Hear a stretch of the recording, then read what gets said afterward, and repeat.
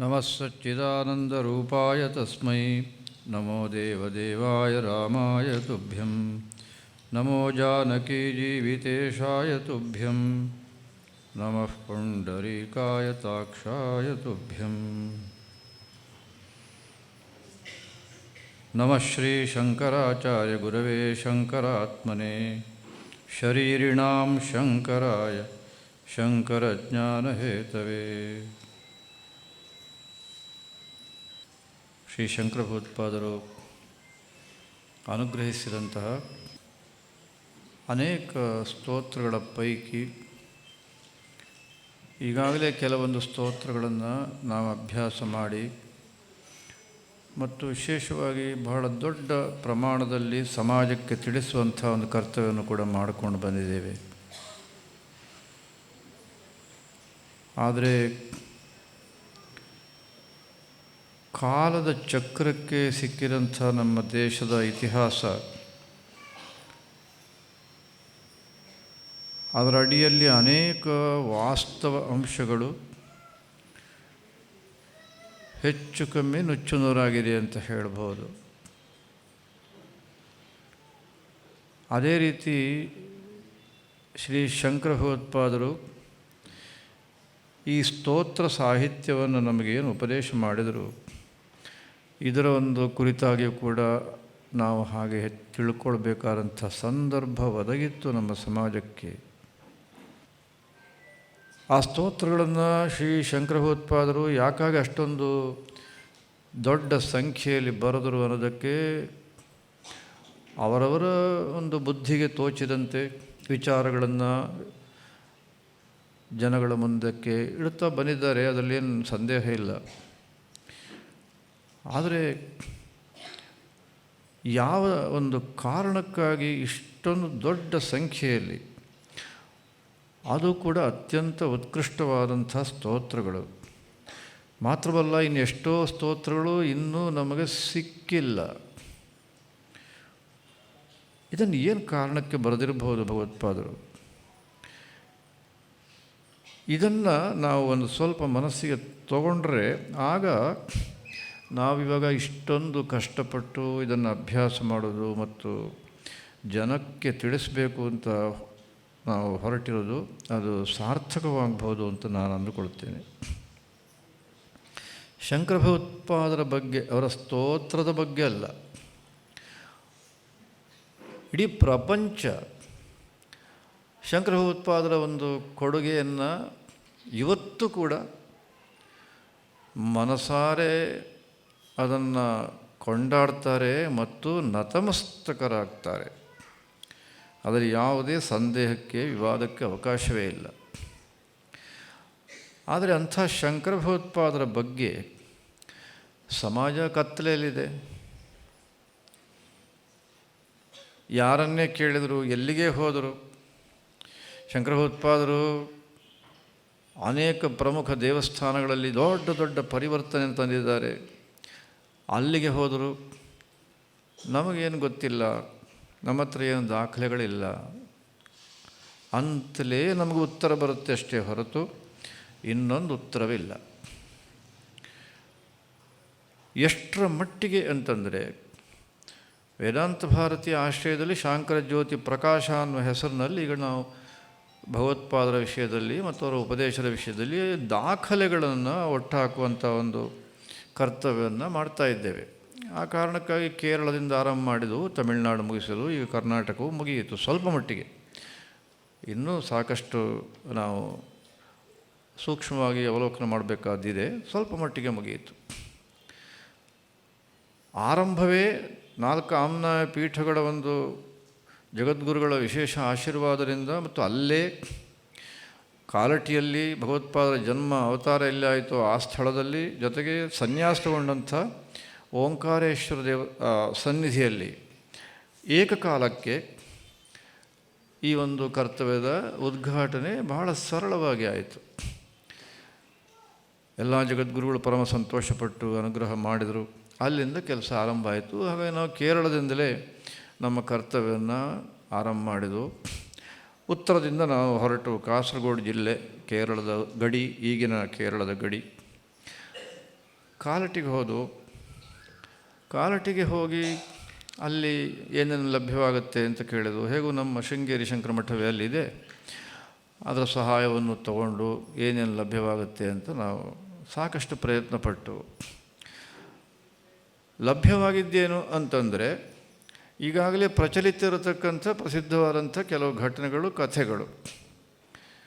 ಅದು ಬಿಟ್ಟರೆ ಶಾಸನ ಅಥವಾ ಬೇರೆ ಇನ್ಯಾವುದಾದ್ರು ರೂಪದಲ್ಲಿ ದಾಖಲೆಗಳು ನಮಗಲ್ಲೂ ಸಿಕ್ಕಿಲ್ಲ.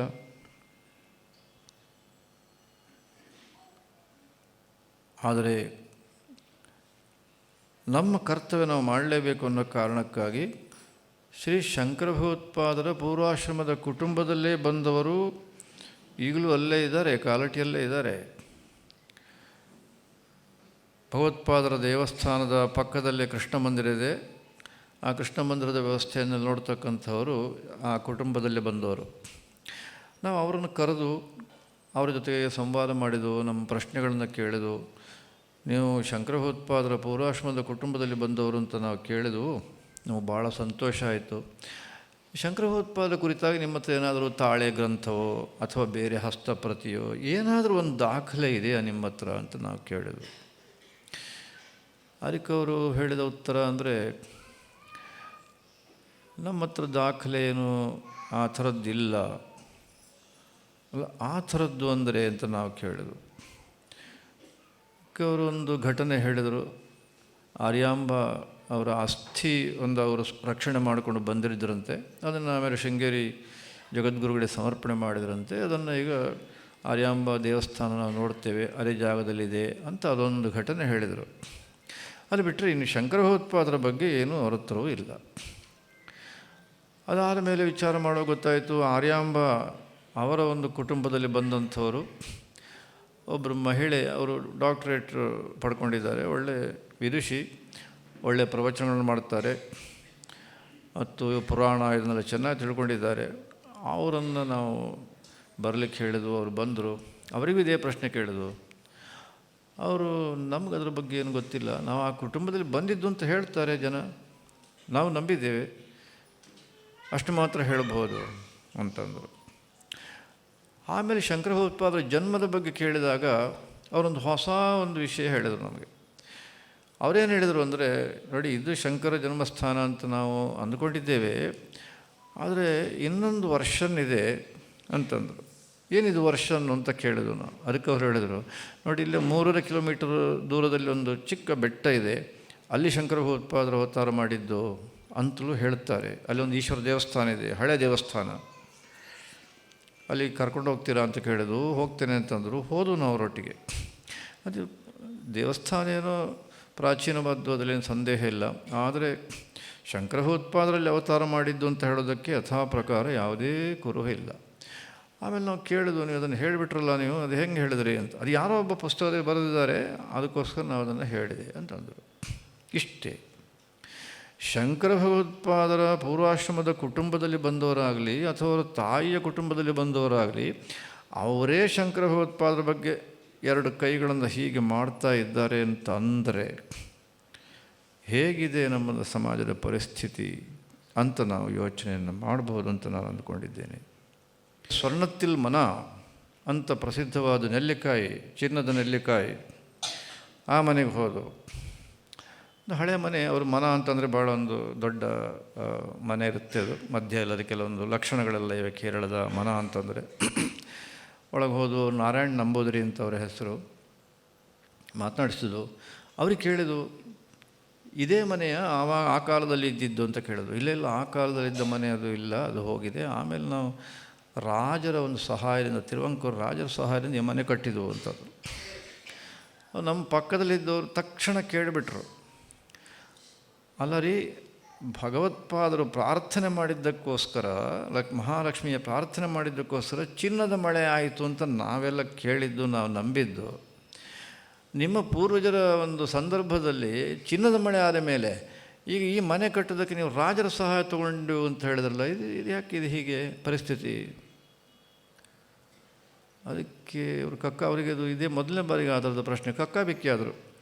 ಆಮೇಲೆ ಹೇಳಿದ್ರು, ಅದು ಯಾಕೋ ಗೊತ್ತಿಲ್ಲ ಅಂತ. ಒಟ್ಟಿನಲ್ಲಿ ಆವಾಗ ಕಷ್ಟ ಇತ್ತು ನಮಗೆ. ಆಮೇಲೆ ನಾವು ರಾಜರ ಸಹಾಯ ತೊಗೊಂಡು ಈ ಮನೆ ಈಗ ಕಟ್ಟಿದ್ದೇವೆ ನಾವು ಅಂತ. ಈಗಲೂ ಅದು ಜೀರ್ಣ ಆಗಿದೆ. ಈಗ ಸುಮಾರು 250-300 ವರ್ಷ ಆಯಿತು ಈಗ ಆ ಮನೆ ಕೂಡ. ಅವರಿಗೆ ಕೇಳಿದವು, ಇಲ್ಲಿ ಏನಾದರೂ ನಿಮಗೆ ದಾಖಲೆ ಇದೆಯಾ ಈ ಚಿನ್ನದ ನೆಲ್ಲಿಕಾಯಿ ಇಲ್ಲಿ ಆದಂಥ ಈ ಮನೆಯಲ್ಲಿ ಯಾವುದೇ ವಿಷಯದಲ್ಲಿ, ಭಗವತ್ಪಾದರ ವಿಷಯದಲ್ಲಿರ್ಬೋದು, ಈ ಘಟನೆ ಬಗ್ಗೆ ಇರ್ಬೋದು, ಏನಾದರೂ ಒಂದು ಕುರುಹಿದೆಯಾ? ಏನಿಲ್ಲ ಅಂದರು. ನಿಮ್ಮಲ್ಲಿ ತಾಳಗ್ರಂಥ ಇದೆಯಾ ಅಂತ ಕೇಳಿದ್ರು. ಇದೆ ಅಂತಂದರು. ಎಷ್ಟಿದೆ ಅಂತ ಕೇಳಿದ್ರು. ಎಷ್ಟಿದೆ ಅಂತ ಹೇಳೋದು ಕಷ್ಟ, ಅಂತದ್ದು ಇದೆ, ಒಂದು ದೊಡ್ಡ ಒಂದು 500 ಆಗ್ಬೋದೇನೋ ಅಂತಂದರು. ಯೋಚನೆ ಮಾಡಿ ಕೂತವರು 500 ಆಗುವಷ್ಟು ಸುಮಾರಿಗೆ ಅವರು ಹೇಳಿದ ಸಂಖ್ಯೆ. ತಾಳೆ ಗ್ರಂಥಗಳಿದೆ. ನಮ್ಮ 2ನೇ ಪ್ರಶ್ನೆ ಅದರ ವಿಷಯದಲ್ಲಿ, ಇದರಲ್ಲಿ ಏನೂ ದಾಖಲೆ ಇಲ್ಲವೇ? ಅದಕ್ಕೆ ಅವರು ಉತ್ತರ, ಅಲ್ಲ ನಮಗದು ಓದಲಿಕ್ಕೆ ಬರೋದಿಲ್ಲ ಅಂದರು. ಯಾಕೆ ಅಂತ ಕೇಳೋದು. ಅದು ಹೇಳಿದ್ರು, ಅದು ಹಳೇ ಇದರಲ್ಲಿದೆ, ಭಾಷೆಯಲ್ಲಿದೆ, ನಮಗದು ಓದಲಿಕ್ಕೆ ಅಭ್ಯಾಸ ಇಲ್ಲ. ಹೋಗಲಿ, ನಮಗೆ ತೋರಿಸ್ತೀರಾ ಅಂತ ಕೇಳಿದ್ರು. ಅವರು ಅದಕ್ಕೆ ತಯಾರಿಲ್ಲ. ಅಲ್ಲಿ ಇಲ್ಲಿ ಸುತ್ತಿದ್ರು, ಅದು ಮಾಡಿದ್ರು ಇದು ಮಾಡಿದರು. ನಾವು ಬಿಡಲಿಲ್ಲ. ಮತ್ತೆ ಕೇಳಿದ್ರು, ಒಂದು ಸ್ವಲ್ಪ ತೋರಿಸಿ, ನಾವು ಅದಕ್ಕೋಸ್ಕರ ಬಂದಿದ್ದೇವೆ, ನಮಗೂ ಗೊತ್ತಾಗದೆ ಹೋಗ್ಬೋದು, ಆದರೂ ತಾಳೆ ಗ್ರಂಥವನ್ನೊಂದು ನೋಡಿಬಿಡ್ತೇವೆ ನಾವು, ನೀವು ತೋರಿಸಿಕೊಟ್ರೆ ಅಂತಂದು. ಕೊನೆ ಕಷ್ಟಪಟ್ಟು ಒಳಗೆ ಹೋಗಿ ಬಂದರು. ಆದರೂ ತೋರಿಸೋದಿಲ್ಲ ಅಂದರು.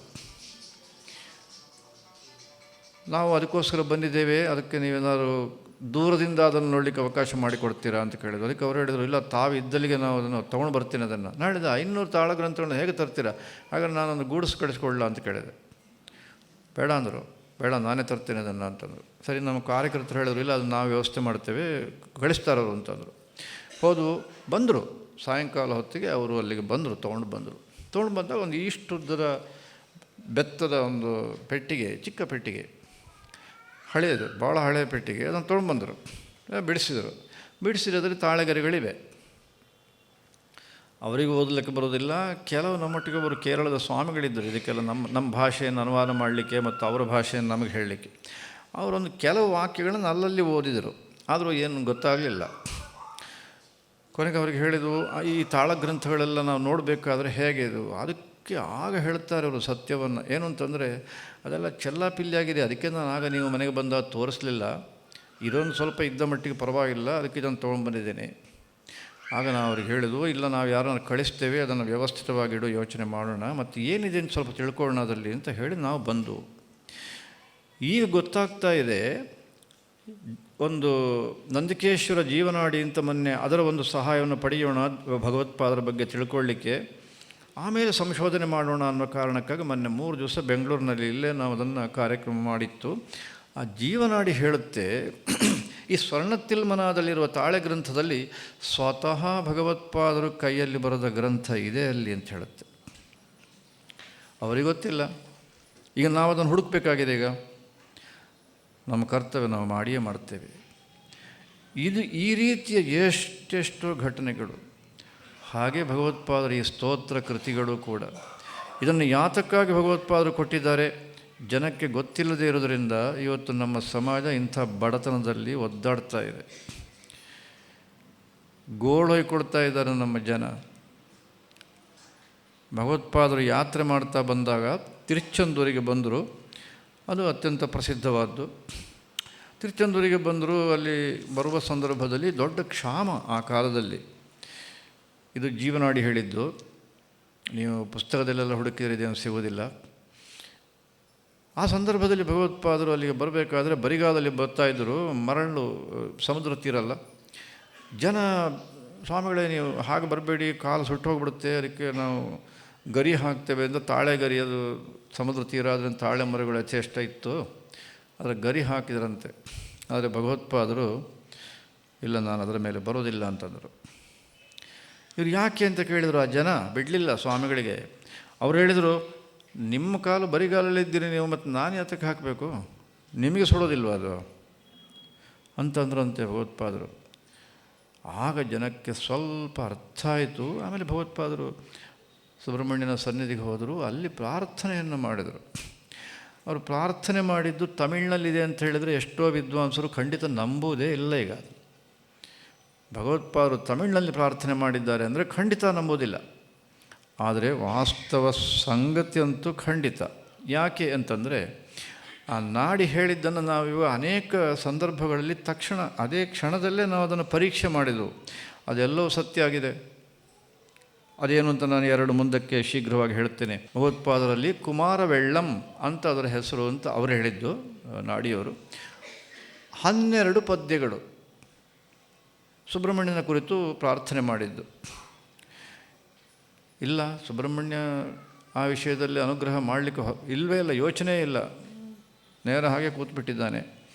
ಆಗ ಭಗವತ್ಪಾದರು ಒಂದು ತೀರ್ಮಾನ ಮಾಡಿದ್ರಂತೆ. ಏನು ಅಂದರೆ, ಮಳೆ ಬರುವ ತನಕ ನಾನು ಇಲ್ಲಿಂದ ಕದಲ್ಲಾರೆ, ನೋಡೋಣ ಅಂತ ಹೇಳಿ ಸುಬ್ರಹ್ಮಣ್ಯ ಪ್ರಾರ್ಥನೆಯನ್ನು ಮುಂದುವರಿಸಿದರು. ಧಾರಾಕಾರವಾಗಿ ಮಳೆ ಬಿತ್ತು, ಪ್ರವಾಹ, ಎಲ್ಲಿ ನೋಡಿದರೂ ಪ್ರವಾಹ ಸುತ್ತಮುತ್ತ. ಆಗ ಭಗವತ್ಪಾದರು ತಮ್ಮ ಪ್ರಾರ್ಥನೆಯನ್ನು ನಿಲ್ಲಿಸಿದರು. ಆ ಜೀವನಾಡಿ ಹೇಳುತ್ತೆ, ಇಲ್ಲಿ ಕೂತ ಪ್ರತಿಯೊಬ್ಬರು ನೆನಪಿಟ್ಟುಕೊಳ್ಳಿ. ಅವ್ರು ಹೇಳ್ತಾರೆ, ಭಗವತ್ಪಾದರಲ್ಲಿ ಕಣ್ಣೀರು ಹಾಕ್ಕೊಂಡು ಪ್ರಾರ್ಥನೆ ಮಾಡಿದರು ಅಂತ ಹೇಳ್ತಾರೆ. ಜನ ಇಂಥ ಕಷ್ಟದಲ್ಲಿದ್ದಾರೆ, ನೀನು ಕೃಪೆ ಯಾಕಾದರೂ ತೋರ್ತಿಲ್ಲ ಅಂತ ಸ್ವತಃ ಕಣ್ಣೀರು ಹಾಕ್ಕೊಂಡು ಪ್ರಾರ್ಥನೆ ಮಾಡಿ. ಅಷ್ಟೇ ಅಲ್ಲ, ಇದು ಸತ್ಯ ಅಂತ ನಂಬುವವರಿಗೆ ನಾನು ಹೇಳೋದು, ನಂಬದೇ ಇದ್ದವರಿಗೆ ಏನು ಮಾಡಲಿಕ್ಕಾಗೋದಿಲ್ಲ. ಆ ಜೀವನಾಡಿ ಹೇಳುತ್ತೆ, ಆ ಕುಮಾರವೆಳ್ಳಂ ಪದ್ಯಗಳನ್ನು ಇವತ್ತು ಕೂಡ ನೀವು ಮಳೆ ಬರೋದಕ್ಕೋಸ್ಕರ ಪ್ರಾರ್ಥನೆ ಮಾಡಿದ್ದನ್ನು ಹೇಳಿದ್ದೇ ಆದರೆ ಮಳೆ ಬಿದ್ದೇ ಬೀಳುತ್ತೆ ಅಂತ ಹೇಳ್ತಾರೆ. ಅಂದರೆ ಅದು ಈಗಲೂ ಇದೆ ಅಂತ ಆಯ್ತಲ್ಲ, ಈಗಲೂ ಇದೆ ಆ ಊರಲ್ಲಿ ನಿಂತಾಯಿತು. ಭಗವತ್ಪಾದರು ಮಾಡಿದ ಪ್ರಾರ್ಥನೆ ಸ್ವಂತಕ್ಕಲ್ಲ ನೋಡಿ. ಅಷ್ಟೇ ಅಲ್ಲ, ಕಣ್ಣೀರು ಹಾಕಿ ಪ್ರಾರ್ಥನೆ ಮಾಡಿದರು. ರೋಮಾಂಚನ ಹೋಯ್ತು ನಮಗೆ ಅದನ್ನು ಕೇಳುವಾಗ. ಯಾಕಂದರೆ ನಮಗೆ ಪ್ರಾರ್ಥನೆಯಲ್ಲಿ ಹೇಳ್ತಾರೆ, ತ್ವದ್ವಂದನೇಶು ಸಲಿಲ ಸ್ಥಗಿತೇ ಚ ನೇತ್ರೇ ಅಂತಾರೆ ಭಗವತ್ಪಾದರು. ನಾವು ಪಾರಾಯಣ ಮಾಡಿದ್ವಿ ಈಗ ಕಳೆದ ಬಾರಿ ಮಹಾಸನ್ನಿಧಾನಗಳವರ ಸುವರ್ಣ ಮಹೋತ್ಸವದ ಸಂದರ್ಭದಲ್ಲಿ. ಏನು ಹೇಳ್ತಾರೆ ಅದರಲ್ಲಿ ಭಗವತ್ಪಾದರು? ಕಣ್ಣಲ್ಲಿ ನೀರು ತುಂಬಿ ಕಣ್ಣು ಕಾಣದಂತೆ ಮಾಡಿಬಿಡು ತಾಯೇ ಅಂತ ಕೇಳ್ತಾರೆ. ಆದರೆ ಅದು ಆನಂದದ ಕಣ್ಣೀರದು. ನಮ್ಮ ಕಣ್ಣಲ್ಲಿ ಆನಂದದ ಕಣ್ಣೀರು ಬರಬೇಕು, ಅದಕ್ಕೆ ಭಗವತ್ಪಾದರು ಕಣ್ಣೀರು ಹಾಕಬೇಕು. ಇದು ಭಗವತ್ಪಾದರು ಆ ಕಾಲದಲ್ಲಿ ದೇಶಾದ್ಯಂತ ಉದ್ದಗಲಕ್ಕೆ ಕಾಲು ನಡಿಗೆಯಿಂದ ಹೋದಲ್ಲೆಲ್ಲ ಅವರ ಕಷ್ಟವನ್ನು ದೂರ ಮಾಡೋದಕ್ಕೆ ಎಲ್ಲೆಲ್ಲಿ ಯಾವ್ಯಾವ ರೀತಿಯಲ್ಲಿ ಪ್ರಾರ್ಥನೆ ಮಾಡಬೇಕೋ ಅದೇ ರೀತಿಯಲ್ಲಿ ಪ್ರಾರ್ಥನೆ ಮಾಡ್ಕೊಂಡು ಬಂದರು. ತಿರುಚಂಬರಂ ಅಂತ ಇನ್ನೊಂದು ಕೇರಳದಲ್ಲಿ ಅವರು, ಅಲ್ಲಿ 4 ನಮ್ಮ ಸಂಪ್ರದಾಯದ ಮಠಗಳಿವೆ. ಒಂದೊಂದು ದೊಡ್ಡ ಸರೋವರ ಇದೆ, ಕೊಳ ಇದೆ, ಅದರ ಸುತ್ತ 4 ಮಠ, 4 ದಿಕ್ಕಿನಲ್ಲಿ 4 ಮಠ. ಅದು ಪದ್ಮಪಾದರು ಸ್ಥಾಪನೆ ಮಾಡಿದ್ದು. ಅದರ ಶಾಖಾ ಮಠ ಇಲ್ಲಿ 4, ಅಲ್ಲಿ ಹೇಗೆ ಮಾಡಿದ್ದಾರೋ ಅದು ಟ್ರಿಶೂರ್ನಲ್ಲಿದೆ, ಅದು ಅಲ್ಲಿ ಹೇಗೆ ಮಾಡಿದ್ದಾರೋ ಹಾಗೆ ಇಲ್ಲೂ ಕೂಡ ಅಂತ ಒಂದು ಮಾಡಿದ್ದಾರೆ. ಆದರೆ ಆ ಮಠ ಇವತ್ತು ಪರಿಪೂರ್ಣವಾಗಿ ನಷ್ಟವಾಗಿದೆ.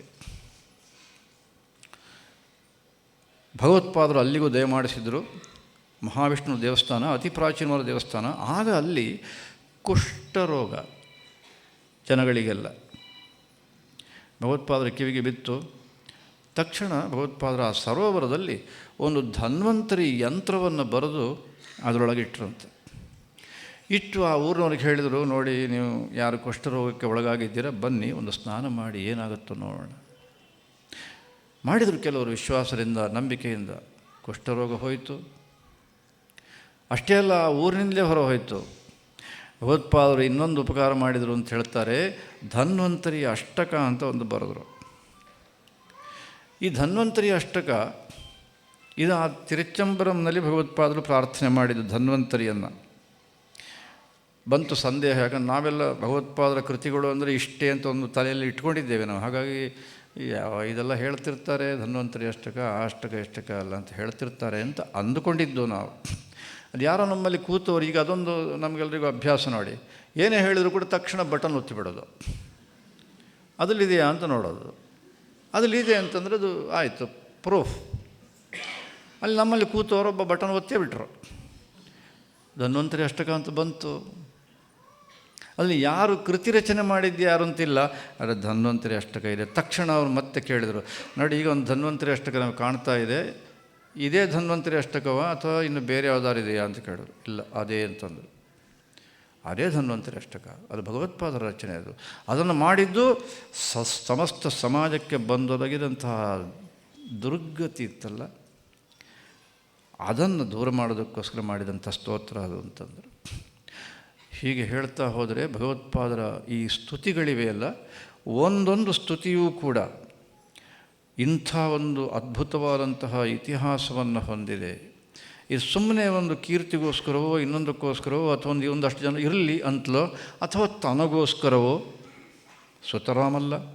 ಎಷ್ಟು ನಾವು ಕತ್ಲೆಯಲ್ಲಿದ್ದೇವೆ ಅನ್ನೋದನ್ನು ನಾನು ಒಂದೇ ಒಂದು ಘಟನೆಯಿಂದ ಹೇಳ್ತೇನೆ. ತಿರುವನಂತಪುರಕ್ಕೆ ಬಂದಿದ್ದರು ಭಗವತ್ಪಾದ ಶಂಕರರು. ಅಲ್ಲಿ ಆ ಮಹಾರಾಜ ಏನು ಮಾಡಿದ, ಒಂದು 63 ಆಗಿನ ಕಾಲದ ವಿದ್ವಾಂಸರನ್ನು ಸೇರಿಸಿ ಒಂದು ಚರ್ಚಾಗೋಷ್ಠಿ ಮಾಡಿಬಿಟ್ಟ. ಅದು ದಿನಗಟ್ಟಲೆ ನಡೆಯಿತು.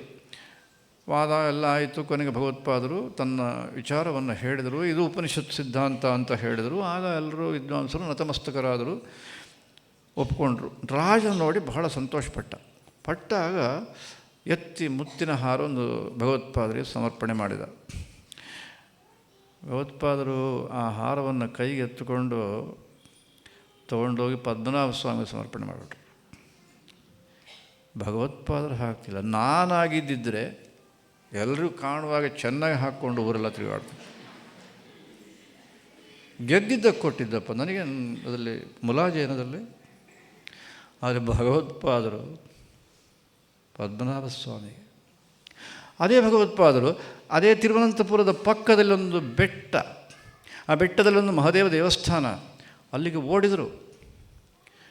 ಯಾಕೆ ಓಡಿದರು ಅಂದರೆ ಅಲ್ಲಿಯ ಸುದ್ದಿ ಅವರಿಗೆ ಗಮನಕ್ಕೆ ಬಂತು. ಅಲ್ಲಿ ಏನು ಮಾಡ್ತಾಯಿದ್ರು ನಮ್ಮ ಅರ್ಚಕರು ಅಂತಂದರೆ, ಅದು ನಂಬೂದಿರಿ ಅಂತ ಬೇರೆ ಸ್ಪಷ್ಟ ಶಬ್ದಗಳಿಂದ ಹೇಳ್ತಾರೆ ಅವರು, ನಂಬೂದಿರಿ ಅರ್ಚಕರು. ಯಾವ ಒಂದು ನಂಬೂದಿರಿ ಕುಟುಂಬದಲ್ಲಿ ಭಗವತ್ಪಾದರ ಅವತಾರ ತಾಳಿದರು, ಅದೇ ಕುಟುಂಬ ಹೇಗಿತ್ತದು, ಇದು ಬಹಳ ಮುಖ್ಯ ನಮಗೆ. ಅವರು ಅಲ್ಲಿ ಈಳವ ಅಂತ ಒಂದು ಸಮಾಜ ಇದೆ. ಈಗಲೂ ಆ ಸಮಾಜ ಭಾಳ ದೊಡ್ಡ ಸಮಾಜ, ಈಳವ ಸಮಾಜ.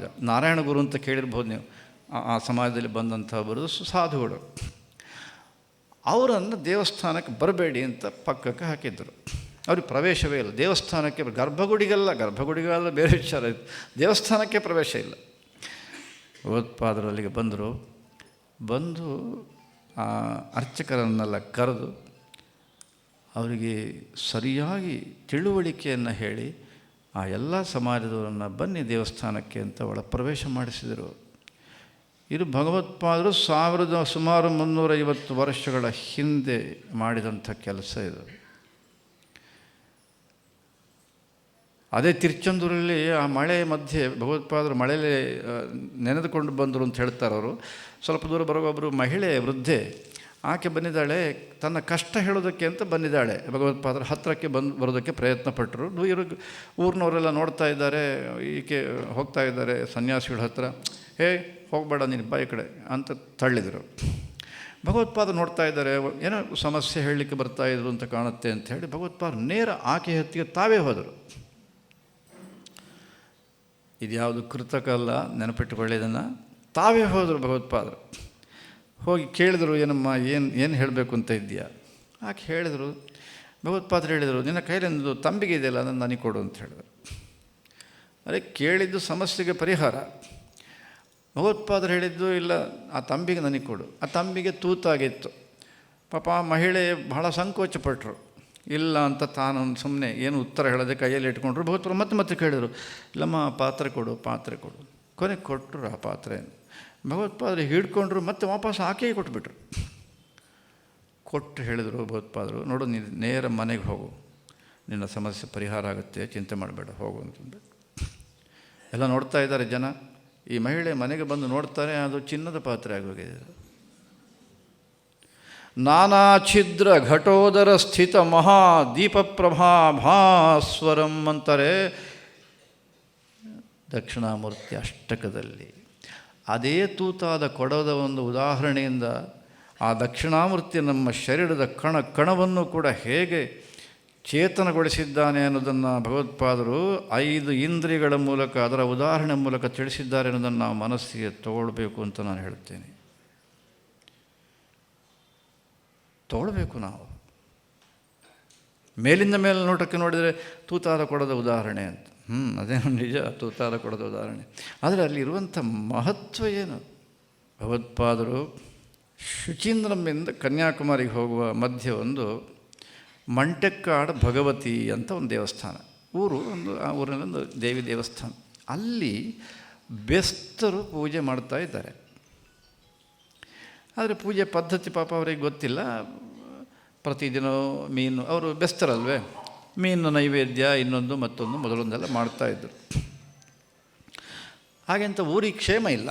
ಅದಕ್ಕೋಸ್ಕರ ಭಗವತ್ಪಾದರಲ್ಲಿಗೆ ಹೋದರು. ಹೋಗಿ ಅವರನ್ನೆಲ್ಲ ಕರೆದು ಮಾತನಾಡಿಸಿ ಅಲ್ಲಿ ಸಾತ್ವಿಕವಾದ ಪೂಜೆಯನ್ನು ಹೇಗೆ ಮಾಡಬೇಕು ಅನ್ನೋದನ್ನೆಲ್ಲ ಅವರಿಗೆ ತಿಳಿಸಿ ಅದನ್ನು ಒಂದು ಬದಲಾವಣೆ ಮಾಡಬೇಕಲ್ಲಿ ಅಂತ ಪ್ರಯತ್ನ ಪಟ್ಟಾಗ ಆ ಬೆಸ್ತರೆಲ್ಲ ಕೇಳಿದ್ರಂತೆ, ಅಲ್ಲ ನಾವು ಬಹಳ ವರ್ಷಗಳಿಂದ ಈ ನೈವೇದ್ಯ ಮೀನು ಪದಾರ್ಥ ಇದನ್ನೆಲ್ಲ ಮಾಡೋದು ನಮ್ಮ ಸಂಪ್ರದಾಯ, ಅದನ್ನು ಬಿಟ್ಟರೆ ನಮಗೆ ಎಲ್ಲರೂ ದೋಷ ಬಂದರೆ ಏನು ಮಾಡೋದು ಅಂತ ಕೇಳಿದ್ರಂತೆ.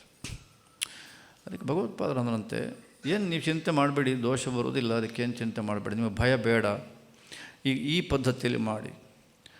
ಆದರೂ ಅವರಿಗೆ ಅದು ಮನಸ್ಸಿನಲ್ಲಿ ಹಾಗೆ ಉಳ್ಕೊಂಡ್ಬಿಟ್ಟಿತ್ತು. ಮತ್ತೆ ಮತ್ತೆ ಅದನ್ನೇ ಹೇಳಿದ್ರಂತೆ. ಆಗ ಭಗವತ್ಪಾದರನ್ನು ಹೇಳಿದ್ರಂತೆ, ಭಗವತ್ಪಾದರು ಯಾವ ರೀತಿಯಲ್ಲಿ ಸಮಾಜದಲ್ಲಿ ಬದಲಾವಣೆ ತಂದಿದ್ದಾರೆ ಅನ್ನೋದಕ್ಕೂ ಕೂಡ ಇದೊಂದು ಅದ್ಭುತವಾದಂಥ ನಿದರ್ಶನ ಇದು. ಭಗವತ್ಪಾದರು ಹೇಳಿದ್ರಂತೆ, ಸರಿ ನೀವೊಂದು ಕೆಲಸ ಮಾಡಿ, ಈಗ ಪ್ರತಿ ದಿವಸ ಮಾಡ್ತಾ ಇದ್ದೀರಾ, ಈ ಒಂದು ಪದ್ಧತಿ ಇಟ್ಕೊಂಡಿದ್ದೀರಾ, ಬಿಟ್ಬಿಡಿ, ವರ್ಷದಲ್ಲಿ ಒಂದು ಬಾರಿ ಮಾಡಿ, ಪರವಾಗಿಲ್ಲ. ಆದರೆ ಅದನ್ನು ನಿತ್ಯ ಮಾಡಲಿಕ್ಕೆ ಹೋಗಬೇಡಿ, ವರ್ಷದಲ್ಲಿ ಒಂದು ಬಾರಿ ಮಾಡಿ. ಅಲ್ಲಿ ಇವತ್ತಿಗೂ ಅದೇ ಪದ್ಧತಿ ಅಂತೆ, ವರ್ಷಕ್ಕೊಂದೇ ಬಾರಿ ಅದೇ ಜನ ಪೂಜೆ ಮಾಡೋದು. ಮಂಟೆಕ್ಕಾಡು ಭಗವತಿ ಆ ಕಡೆ ಹೋದರೆ ನೋಡಿ, ಆ ದೇವಸ್ಥಾನಕ್ಕೆ ಹೋಗಿ ಪರೀಕ್ಷೆ ಮಾಡಿ, ಇದು ಹೌದೋ ಅಲ್ಲೋ ನೋಡಿ.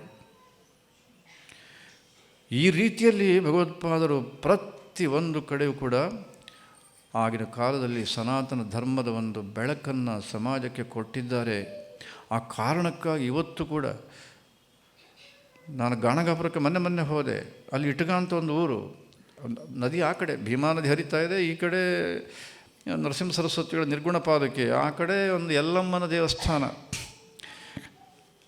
ಹೋದೆ, ಅಲ್ಲಿಗೆ ಭಗವತ್ಪಾದರು ಬಂದಿದ್ದಾರೆ ಅಂತ ನನಗೆ ಯಾರೋ ಹೇಳಿದ್ರು, ಹೋಗಿದ್ದೆ. ಆ ಊರಿನ ಜನ ಎಲ್ಲ ಸೇರಿದ್ರು, ಹಳ್ಳಿ ಜನ ಪಾಪ ಎಲ್ಲ ಬೆಸ್ತರು, ಅವರೆಲ್ಲ ಬೆಸ್ತರು. ಅವ್ರ ಪೈಕಿ ಒಬ್ಬ ಸಂಗಣ್ಣ ಅಂತ ಪ್ರಮುಖ, ಅವನು ಬಂದಿದ್ದ ನಮಗೆಲ್ಲ ಹೇಳಲಿಕ್ಕೆ ಅಂತ. ಭಾಳ ಚಿಕ್ಕ ದೇವಸ್ಥಾನ, ಬಗ್ಗಿ ಹೋಗಬೇಕು ಗರ್ಭಗುಡಿಗೆ, ಮತ್ತು ಎಲ್ಲ ಪಾಪ ಎಣ್ಣೆ ಎಲ್ಲ ಚೆಲ್ಲಿ ನಾವು ಕಾಲಿಡೋದೇ ಭಾಳ ಕಷ್ಟ ಅನ್ನೋ ಪರಿಸ್ಥಿತಿ ಎಲ್ಲ. ಮತ್ತು ಕಪ್ಪು ಇರುವೆಗಳು, ದಪ್ಪ ದಪ್ಪ ಇರುವೆಗಳು ಅಲ್ಲಿ ತುಂಬಿ ಹೋಗಿತ್ತು. ಅದನ್ನೆಲ್ಲ ರಂಗಿನ ಪುಡಿಯೆಲ್ಲ ಹಾಕಿ ಸ್ವಾಮಿಗಳು ಬರ್ತಾಯಿದ್ದಾರೆ, ತೊಂದರೆ ಆಗಬಾರ್ದು ಅಂತ ಅದು ಬೇರೆ ಒಂದಷ್ಟು ಸತ್ತಿದ್ದು. ಆದರೂ ಬೇರೆ ದಾರಿ ಇಲ್ಲ, ನಾವು ಒಳಗೆ ಹೋಗಿ ಎಲ್ಲ ವಿಚಾರ ಎಲ್ಲ ಕೇಳಿದ್ವು. ಆ ಸಂಗಣ್ಣ ಹೇಳ್ತಾರೆ, ಸ್ವಾಮೀಜಿ ನೋಡಿ ಇದು ಭಾಳ ಹಳೆ ದೇವಸ್ಥಾನ, ಇಲ್ಲಿ ಪೂಜೆ ನಾನೇ ಮಾಡೋದು ಅಂತಂದರು. ಓಹೋ ಸರಿ ಸಂತೋಷ ಅಂತ. ಅವರು ಪ್ಯಾಂಟು ಮತ್ತು ಇದೆಲ್ಲ ಹಾಕ್ಕೊಂಡಿದ್ದರು, ಭಾಳ ಸಂತೋಷ ಅಂತ. ಆಮೇಲೆ ಹೇಳಿದರು, ನಾವು ಬೆಸ್ತರು, ನಮ್ಗೆ ಗೊತ್ತಾಯ್ತಾ ಅಂತ ಕೇಳಿದ್ರು. ಈಗ ನೀವು ಹೇಳಿದ್ರಿಂದ ಗೊತ್ತಾಯಿತು ಅಂತಂದು ನಾನು, ನೀವು ಹೇಳಿದ್ರಿಂದ ಗೊತ್ತಾಯ್ತು ನನಗೆ, ನಾವು ಭಾಳ ಸಂತೋಷ ಪಡ್ತೇವೆ ಅಂದರು. ಯಾಕೆ? ಅವರು ಹೇಳಿದರು, ನೋಡಿ ಶಂಕರಾಚಾರ್ಯರು ಈ ದೇವಸ್ಥಾನಕ್ಕೆ ಬಂದಿದ್ದಾರೆ ಅಂತ ನೀವು ಹೇಳಿಬಿಟ್ರಲ್ಲ, ಅಷ್ಟೇ ಅಲ್ಲ ನೀವು ಬಂದ್ರಲ್ಲ, ನಾವು ಶಂಕರಾಚಾರ್ಯನ ನೋಡಲಿಲ್ಲ, ಆದರೆ ನಿಮ್ಮನ್ನು ನೋಡಿದ್ದು ನಮಗೆ ಭಾಳ ಸಂತೋಷ ಆಯಿತು. ಅಷ್ಟೇ ಅಲ್ಲ, ಅವನ ಮಾತು ಮುಂದಿದ್ದು ಹೇಳಬೇಕು ನಾನು. ಅವನು ಹೇಳ್ತಾನೆ, 1 ಕೋಟಿ ರೂಪಾಯಿ ನಾವು ಅಡ್ವಾನ್ಸ್ ಕೊಟ್ಟಿದ್ದೇವೆ ಕಾಂಟ್ರಾಕ್ಟರಿಗೆ ಈ ನನ್ನ ಜೀರ್ಣೋದ್ಧಾರ ಮಾಡಬೇಕು ಅಂತ. ನಾನು ಕೈ ಮುಗಿತೀನಿ ತಮಗೆ, ಈಗ ನಾಳೆಯಿಂದ, ಇವತ್ತು ಆಗಬೇಕಾಗಿತ್ತು, ನೀವು ಬರ್ತೀರಿ ಅಂತ ನಾವು ನಾಳೆಗೆ ಶುರು ಮಾಡಪ್ಪ ಅಂತ ಹೇಳಿದ್ದೇವೆ. ನಾಳೆಯಿಂದ ಕೆಲಸ ಶುರು ಆಗುತ್ತೆ, ಒಂದು ಪ್ಲ್ಯಾನ್ ಎಲ್ಲ ಮಾಡಿದ್ದೇವೆ. ಆದರೆ ಆ ಪ್ಲ್ಯಾನು ಸರಿ ಇಲ್ಲ ಅಂತಂದರೆ ನೀವು ಯಾವ ರೀತಿ ಪ್ಲ್ಯಾನ್ ಹೇಳ್ತೀರೋ ಅದೇ ರೀತಿ ನಾಳೆಯಿಂದ ಕೆಲಸ ಮಾಡಿಸ್ತೀವಿ ನಾವು. ಎಲ್ಲಿಯಾದರೂ ಕೇಳಿದ್ದೀರಾ? ಯಾವುದೇ ಸಂಸ್ಥೆಯವರಾದರೂ ಕೂಡ ಪ್ಲ್ಯಾನ್ ಮಾಡಿ 1 ಕೋಟಿ ರೂಪಾಯಿ ಕೊಟ್ಟಿದ್ದನ್ನು ಆಮೇಲೆ ಆ ಪ್ಲ್ಯಾನ್ ಚೇಂಜ್ ಮಾಡೋದಕ್ಕೆ ಕಾರಣ ಏನೋ ಹೇಳೋದು, ಶಂಕರಾಚಾರ್ಯ ಬಂದಿದ್ದಾರೆ ಅಂತ ಆದಮೇಲೆ ನೀವಿವಾಗ ಅದನ್ನು ಬಂದು ನಮಗೆ ಹೇಳಿದ ಮೇಲೆ ಈಗ ನೀವೇನು ಹೇಳ್ತೀರೋ ಅದ್ರ ತಕ್ಕಂತೆ ಪ್ಲ್ಯಾನ್ ಮಾಡ್ತೀವಿ. ಅವ್ನು ಬಿಡಲೇ ಇಲ್ಲ ನನಗೆ. ನಾನು ದಂಗಾಗಿ ಹೋದೆ, ಏನು ಹೇಳೋದು ಅವನಿಗೆ ಪ್ಲ್ಯಾನ್ ಏಕಾಏಕಿ ಯೋಚನೆ ಮಾಡಿದೆ. ಮತ್ತೆ ಆಮೇಲೆ ನಾನು ಹೇಳಿದೆ, ಒಂದು ಕೆಲಸ ಮಾಡು, ನಾನೀಗ ತಕ್ಷಣ ಗುಲ್ಬರ್ಗಕ್ಕೆ ಹೋಗಿ ಸ್ನಾನ ಮಾಡಿ ಭಿಕ್ಷೆ ಮಾಡಬೇಕು. ನಾನು ಅಷ್ಟೊತ್ತಿಗೆ ಒಂದು ಪ್ರಾರ್ಥನೆ ಮಾಡಿ ನೋಡಿ ನಿನಗೇನಾದ್ರು ಮನಸ್ಸಿಗೆ ಬಂದಿದ್ದನ್ನು ಹೇಳ್ತೇನೆ, ಏನಾದ್ರು ಮಾಡಬೇಕು ಅಂದರೆ ನೀವು ಮಾಡಿಲ್ಲ ಅಂದರೆ ಈಗ ಮಾಡಿದ್ದನ್ನೇ ಮುಂದುವರಿಸು, ಏನು ತೊಂದರೆ ಇಲ್ಲ ಅಂತ ಹೇಳಿ. ಅಷ್ಟು ಹೇಳಿದ ಮೇಲೆ ಸಮಾಧಾನ ಆಯಿತು ಅವನಿಗೆ. ಆಯಿತು ಅಂತ ಒಪ್ಪಿದ. ಶಂಕರ ಭಗವತ್ಪಾದರ ಬಗ್ಗೆ ಒಂದು ಬೆಸ್ತರ ಸಮಾಜದಲ್ಲಿ ಇವತ್ತು ಕೂಡ, ಈ ಮೊನ್ನೆ ಹೋಗಿದ್ದು ನಾನು, ಹೇಗಿದೆ, ಹೇಗೆ ಮಾಡಿರ್ಬೋದು ಭಗವತ್ಪಾದರು. ಭಾಷ್ಯಗಳನ್ನು ಬರೆದರು, ಪ್ರಕರಣ ಗ್ರಂಥಗಳನ್ನು ಬರೆದರು, ಎಲ್ಲ ನಿಜ. ಉಪನಿಷತ್ ಸಿದ್ಧಾಂತವನ್ನು ಎತ್ತಿ ಹಿಡಿಯುವುದಕ್ಕೋಸ್ಕರ ಏನು ಮಾಡಬೇಕು ಅಂಥ ಅಷ್ಟೂ ಕೆಲಸಗಳನ್ನು ಮಾಡಿದರು. ಜೊತೆಗೆ ಅದೇ ವಿಚಾರವನ್ನು ಸಾಮಾನ್ಯ ಜನಕ್ಕೂ ಕೂಡ ತಲುಪಿಸುವ ದೃಷ್ಟಿಯಿಂದ ಮಾಡಿದಂಥ ಕಾರ್ಯ ಇವತ್ತು ಸಮಾಜಕ್ಕೆ ಇದು ಗೊತ್ತಿಲ್ಲ. ಸ್ತೋತ್ರದ ವಿಷಯದಲ್ಲೂ ಇವತ್ತು ಇದೇ ಪರಿಸ್ಥಿತಿ. ಆ ಕಾರಣಕ್ಕಾಗಿ ನಾವೆಲ್ಲರೂ ವೇದಾಂತ ಭಾರತಿ ಕೇವಲ ಒಂದು ಹಿಂದಿಯಲ್ಲಿ ನಾಮಕೆ ವಾಸ್ತೆ ಅಂತ ಹೇಳ್ತಾರಲ್ಲ, ನಾಮಕೆ ವಾಸ್ತೆ, ಒಂದು ನಿಮಿತ್ತ ಬೇಕೇನಾದರೂ, ಅದಕ್ಕೋಸ್ಕರ ವೇದಾಂತ ಭಾರತಿ ಅಷ್ಟೇ. ಈಗ ಇಲ್ಲಿ ಕೂತವರೇ ನೀವು ಇವಾಗ ನೋಡಿದರೆ, ನಿಮ್ಮನ್ನೇನಾದ್ರು ವಿಚಾರ ಮಾಡಿದರೆ 10 ಸಂಸ್ಥೆಗಳಿಗೆ ಸೇರಿದಂಥವ್ರು ನೀವಿರ್ತೀರಿ ಅಲ್ಲಿ. ಇದೇ ನೀವಿಷ್ಟು ಸೇರಿದವರು ಎಲ್ಲರೂ ವೇದಾಂತ ಭಾರತಿಯವರು ಅಂತೇನಿಲ್ವೇ? ಈ ದೇವಸ್ಥಾನವೇ ವೇದಾಂತ ಭಾರತಿ ಇದ್ದಲ್ಲ. ನಾವು ವೇದಾಂತ ಭಾರತಿಯವರು ಮಾಡೋದು, ನಾವು ವೇದಾಂತ ಭಾರತಿಯವರು ಮಾಡೋದು ಹೇಳುವಾಗ ಹೇಳ್ತೇವೆ ಅಷ್ಟು ಹೊರತು ವಾಸ್ತವಿಕವಾಗಿ ನಮಗೆ ಆ ಭಾವನೆ ಇಲ್ಲ. ನಿಮ್ಮಂಥವರು ಲಕ್ಷಾಂತರ ಮಂದಿ ಸೇರಿದ್ದರಿಂದ ಒಂದು ಸ್ವಲ್ಪನಾದರೂ ಸಮಾಜದಲ್ಲಿ ಜಾಗೃತಿ ಭಗವತ್ಪಾದರ ಉಪದೇಶದ ವಿಷಯದಲ್ಲಿ ಬರ್ತಾ ಇದೆ. ಮೊನ್ನೆ ಸೋಮನಾಥನ್ ಅಂತ ನೀವು ಕೇಳಿದ್ದಿರಲ್ಲ, ಇಸ್ರೋ ಚೇರ್ಮನ್ ಆಗಿದ್ದವರು, ಅವರನ್ನು ಭೇಟಿಯಾಗಲಿಕ್ಕೆ ಹೋದರು ನಮ್ಮ ಕಾರ್ಯಕರ್ತರು. ಅವರಿಗೆ ಚಾಣಕ್ಯ ಯೂನಿವರ್ಸಿಟಿಯಲ್ಲಿ ವೈಸ್ ಚಾನ್ಸಲರ್ ಆಗಿದ್ದಾರೆ. ಕಾರ್ಯಕ್ರಮಕ್ಕೆ ಬನ್ನಿ, ಯಾಕೆ ಇದು ಈಗ ನಮ್ಮ ಗೋಪಾಲಕೃಷ್ಣ ಅವ್ರು ಹೇಳಿದ್ರಲ್ಲ, ದರ್ಶಿನಿ ವೈಜ್ಞಾನಿಕವಾದ ಉದಾಹರಣೆಗಳೊಂದಿಗೆ ಈ ದಕ್ಷಿಣಾಮೂರ್ತಿ ಅಷ್ಟಗಳಿರೋ ತತ್ವವನ್ನು ಉದಾಹರಣೆಗಳ ಮೂಲಕ ಅವರಿಗೆ ಒಂದು ಮನವರಿಕೆ ಮಾಡಲಿಕ್ಕಷ್ಟೇ. ಅದನ್ನು ಯಾವುದೇ ಸಿದ್ಧಾಂತ ಮಾಡಲಿಕ್ಕೆ ನಾವು ಈ ದರ್ಶಿನಿಯನ್ನು ಉಪಯೋಗ ಮಾಡ್ತಾ ಇಲ್ಲ. ನಮಗೆ ಈ ಶ್ಲೋಕದಲ್ಲಿ ಹೇಗೆ ತೂತಾದ ಕೊಡ, ಇನ್ನೊಂದು ಮತ್ತೊಂದು ಕನಸು, ಆಮೇಲೆ ಕನ್ನಡಿ, ಈ ಎಲ್ಲ ಉದಾಹರಣೆ ಕೊಟ್ಟಿದ್ದಾರೆ ಭಗವತ್ಪಾದರು. ಹಾಗೆ ವೈಜ್ಞಾನಿಕವಾದ ಉದಾಹರಣೆಗಳ ಮೂಲಕವೂ ಕೂಡ, ಅಂದರೆ ಭಗವತ್ಪಾದರ ಉಪದೇಶ ಸಾರ್ವಕಾಲಿಕವಾದ್ದು, ಅದು ನಮ್ಮ ಜನಕ್ಕೆ ಮನವರಿಕೆ ಆಗಬೇಕು ಮತ್ತು ಇವತ್ತಿನ ಸಮಾಜದವರಿಗೆ ಅವರಿಗೆ ಸ್ವೀಕಾರ ಮಾಡೋದಕ್ಕೆ ಅನುಕೂಲ ಆಗಬೇಕು ಅನ್ನೋ ಕಾರಣಕ್ಕೋಸ್ಕರ ಈ ಒಂದು ಪರಿಶ್ರಮವನ್ನು ಪಡ್ತಾ ಇದೆ. ಹಾಗೆ ಒಬ್ಬ ನಮ್ಮ ಶ್ರೇಷ್ಠ ವಿಜ್ಞಾನಿ ಸೋಮನಾಥನ್ ಅವರನ್ನು ಕರೆಯೋಣ ಅಂತ ಹೋಗಿದ್ದಾರೆ. ಇವರು ವೇದಾಂತ ಭಾರತಿಯ ಒಂದು ಕುರಿತಾಗಿ ಒಂದು ಸ್ವಲ್ಪ ಹೇಳಿದರು. 2007 ಸೌಂದರ್ಯಲಹರಿ ಹಾಗೆ ಹೀಗೆ ಅವರೆಲ್ಲ ಕೇಳಿದ ಮೇಲೆ ಹೇಳಿದ್ರಂತೆ, ನೋಡಿ 2007 1 ಲಕ್ಷ ಜನ ಸೌಂದರ್ಯಲಹರಿ ಸೇರಿ ಪಾರಾಯಣ ಮಾಡಿದರು ಅಂತ ಹೇಳಿದ್ರಲ್ಲ, ಅದರಲ್ಲಿ ನಾನು ಒಬ್ಬ ಅಂದ್ರಂತೆ. ಒಬ್ಬ ಇಂಥ ಶ್ರೇಷ್ಠ ವಿಜ್ಞಾನಿ 1 ಲಕ್ಷ ಜನರಲ್ಲಿ ನಾನು ಒಬ್ಬ ಅಂತ ಅಷ್ಟೊಂದು ವಿನಯದಿಂದ ಭಗವತ್ಪಾದರ ಈ ಸ್ತೋತ್ರದ ಬಗ್ಗೆ ಹೇಳಬೇಕಾದ್ರೆ, ನಾವು ಇಂಥ ಅಭಿಯಾನ ಮಾಡಿ ಒಂದು ಮಹಾ ಸಮರ್ಪಣೆ ಅಂತ ಮಾಡಿದ್ದರಿಂದ ಇನ್ನೆಂತೆಂಥ ಪ್ರಯೋಜನಗಳಿರ್ಬೋದು ನಾವು ಊಹೆ ಮಾಡಬಹುದು ಅಂತ ನಾನು ಭಾವಿಸ್ತೀನಿ. ನಾಡಿನ 31ನೇ ತಾರೀಕಿಗೆ ಮತ್ತೆ ದಕ್ಷಿಣಾಮೂರ್ತಿ ಅಷ್ಟಕವನ್ನು ಹಿಡ್ಕೊಂಡು ನಾವು ಇವಾಗ ಸಮರ್ಪಣೆ ಮಾಡಬೇಕಲ್ಲ, ಅದರ ಕುರಿತಾಗಿ ನಾವು ಜನಕ್ಕೆ ತಿಳಿಸುವಾಗ ಈ ಕೆಲವು ಸತ್ಯಾಂಶಗಳನ್ನು ತಿಳಿಸದೇ ಹೋದರೆ, ಬರೀ ಆ ರೋಗಕ್ಕೆ ಇದು ಔಷಧಿ ಆಗುತ್ತೆ, ಇದು ಆಗುತ್ತೆ, ಅದಾಗುತ್ತೆ ಅಂತ ಸಣ್ಣ ಪುಟ್ಟ ಕೆಲವು ಅಂಶಗಳನ್ನು ಮಾತ್ರ ನಾವು ಹೇಳಿದ್ರ ಒಂದು ಪರಿಣಾಮ ಅದು ಅಷ್ಟಕ್ಕಷ್ಟೇ. ಇದರ ಹಿಂದೆ ಇಂಥ ಒಂದು ಮಹಾನ್ ವಿಚಾರವಿದೆ. ಶಿವಪಂಚಾಕ್ಷರಿ ನಕ್ಷತ್ರಮಾಲಾದಲ್ಲಿ ಭಗವತ್ಪಾದರು ಹೇಳಿದಂತೆ ನರೋ ಭವೇತ್ ಸೋಮಃ ಅಂತಾರೆ ಭಗವತ್ಪಾದರು. ರಾಮಭುಜಂಗ ಪ್ರಯಾಸದಲ್ಲಿ ಅದನ್ನೇ ಹೇಳ್ತಾರೆ, ರಾಮಚಂದ್ರ ಏವ ಸಹ ಅಂತಾರೆ. ಅದೇ ಒಂದು ಸ್ತೋತ್ರದ ಮುಖಾಂತರ ಕೀಳರಿಮೆಯಿಂದ ದಿನಕ್ಕೂ ಕಣ್ಣೀರು ಹಾಕ್ತಾ ಇರ್ತಕ್ಕಂಥ ನಮ್ಮಂಥವ್ರನ್ನ ಸಾಕ್ಷಾತ್ ರಾಮನನ್ನೇ ಮಾಡುವಂಥ, ಸಾಕ್ಷಾತ್ ಪರಮೇಶ್ವರನನ್ನೇ ಮಾಡತಕ್ಕಂಥ ಒಂದು ಉಪದೇಶ ಅಂತಂದರೆ, ಅದನ್ನು ನಾವು ಪಕ್ಕಕ್ಕಿಡೋದು, ಅದ್ರ ಬಗ್ಗೆ ಉದಾಸೀನ ಉಪೇಕ್ಷೆ ಅಂತಂದರೆ ನಷ್ಟ ನಮಗೆ, ಪರಿಣಾಮ ಸಮಾಜಕ್ಕೆ. ಅದಾಗದ ಹಾಗೆ ಮಾಡಬೇಕು ಅಂದರೆ ನಾವೆಲ್ಲರೂ ಕೂಡ 31ರ ಕಾರ್ಯಕ್ರಮಕ್ಕೆ ಪ್ರತಿ ಕ್ಷಣವೂ ಇನ್ನು ಉಳಿದಂಥ ದಿನಗಳಲ್ಲಿ ನಾವು ನಮ್ಮ ಕರ್ತವ್ಯವನ್ನು ಮಾಡ್ತಾನೆ. ನಾವು ಉದ್ಯೋಗದಲ್ಲಿದ್ದರೆ ಉದ್ಯೋಗ, ಬಿಸಿನೆಸ್ ಆದರೆ ಬಿಸಿನೆಸ್ಸು, ಮನೆಯಲ್ಲಿದ್ದರೆ ಮನೆಯಲ್ಲಿ ನಮ್ಮ ಕರ್ತವ್ಯವನ್ನು ಮಾಡ್ತಾನೆ. ಇದು ನನ್ನ ಕರ್ತವ್ಯ.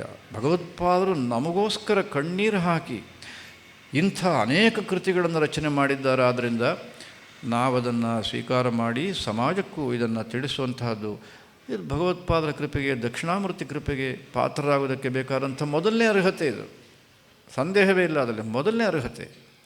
ಅದಕ್ಕೆ ನಾವು ಪಾತ್ರರಾಗೋಣ ಅನ್ನೋ ಭಾವನೆಯಿಂದ ನಾವೆಲ್ಲರೂ ಕೂಡ ಈ ದಕ್ಷಿಣಾಸ್ಯ ದರ್ಶಿನಿಯ ಒಂದು ವೈಶಿಷ್ಟ್ಯವೂ ಕೂಡ ಹಾಗೆ ಇರುತ್ತೆ.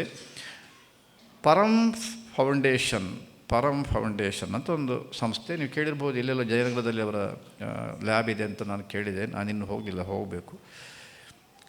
ಅಲ್ಲಿ ಒಬ್ಬರು ಇನವಂಶಿ ಅಂತ, ಅವರು ಒಳ್ಳೆಯ ವಿಜ್ಞಾನಿ, ಇನ್ನೂ ಬಹಳ ಚಿಕ್ಕ ವಯಸ್ಸು, ಸ್ವಲ್ಪ ದಿವಸ ವಿದೇಶದಲ್ಲಿದ್ದರಂತೆ. ಆಮೇಲೆ ಅಲ್ಲಿಂದ ಬಂದರು, 3 ವರ್ಷ ಸೇವೆ ಮಾಡಿದ್ರಂತೆ. ಆಮೇಲೆ ಈಗ ಇಲ್ಲಿ ಡೈರೆಕ್ಟರ್ ಏನಾಗಿದ್ದಾರೆ, ಕೆಲಸ ಮಾಡ್ತಾಯಿದ್ದಾರೆ. ನಮ್ಮ ಈ ಕಾರ್ಯಕ್ಕೆ ಈ ಫೌಂಡೇಶನ್ ಅವರು ಬಹಳ ಸಹಕಾರ ಕೊಡ್ತಾ ಇದ್ದಾರೆ. ಈಗ ಅವರು ಮೊನ್ನೆ ಮೀಟಿಂಗಿಗೆ ಬಂದಿದ್ದರು, ಎಲ್ಲ ಚರ್ಚೆಯಲ್ಲಿ ನಡೀತು, ನಾನು ಇದ್ದೆ.